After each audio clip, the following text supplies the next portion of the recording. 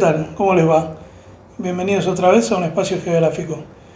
En esta ocasión lo que vamos a analizar es uno de los fenómenos que demuestra la negligencia del ser humano en lo que respecta a la gestión de los recursos naturales, como lo fue el caso de la desecación del Mar de Aral. Así que les invito a que lo vean.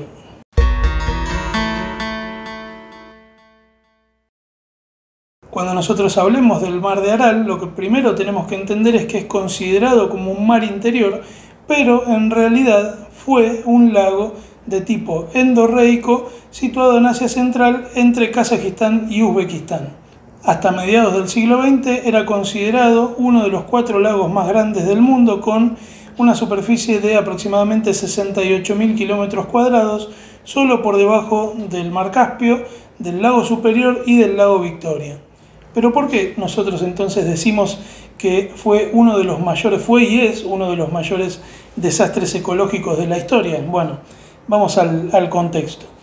Entre los años 1954 y 1960, la Unión Soviética ordenó construir un canal de 500 kilómetros de largo, cuyo objetivo tenía el de abastecer, o mejor dicho, irrigar una gran superficie de tierras que iban a destinarse para el cultivo del algodón. Según lo que estaba planeado, este canal tomaría solamente 1/3 del agua que desembocaba en el lago Aral o en el Mar de Aral, proveniente del río Amudaria, y se destinaría para este cultivo de algodón que antes les mencioné. Pero la mala gestión en lo que respecta al transporte de agua, a la construcción del canal, a la deficiencia, a la falta de previsión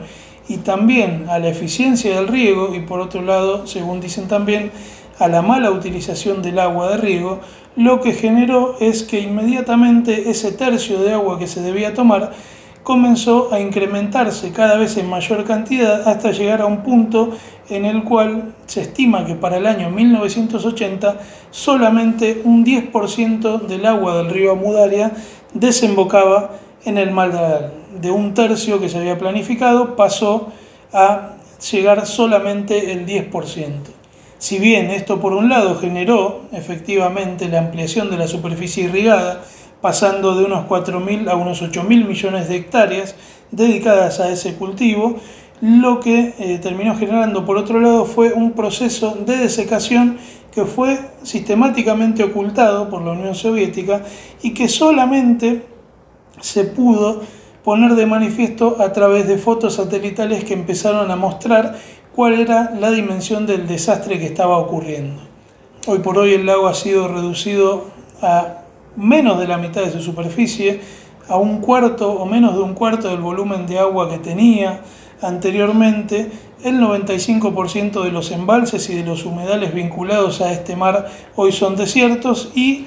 los más de 50 lagos que tenía, o lagos pequeños que tenía dependientes dentro de este mar, también se han secado. Y lo que tenemos en imágenes satelitales, como ustedes pueden ver, es un proceso que terminó en menos de 30 años, es decir, en el lapso de una generación, terminó con uno de los lagos más grandes del mundo.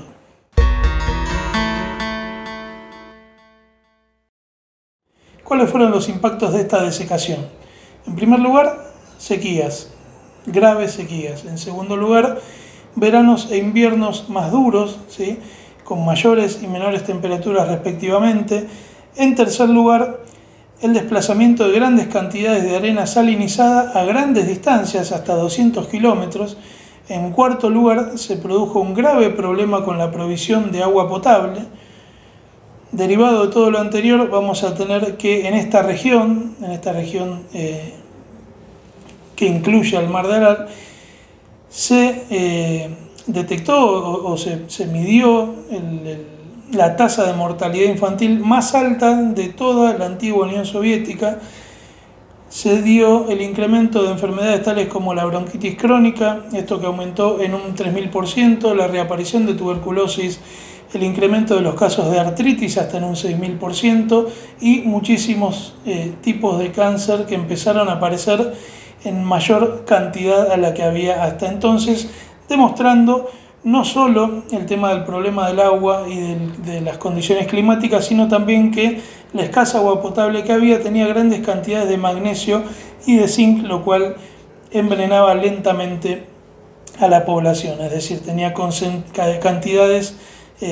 tenía una concentración de este mineral mucho más elevada de la recomendada. Pensemos que hasta ese entonces el Mar de Aral era utilizado o servía como motor para el desarrollo de la región, no solo por el abastecimiento de agua potable necesaria para la vida, sino también para la pesca, para la agricultura. ¿Sí? Todas estas cosas fueron cambiando y solamente en el año 1994, y ante la magnitud del desastre que se estaba generando, se firmó un acuerdo entre Kazajistán, Uzbekistán, Turkmenistán, Tayikistán y Kirguistán,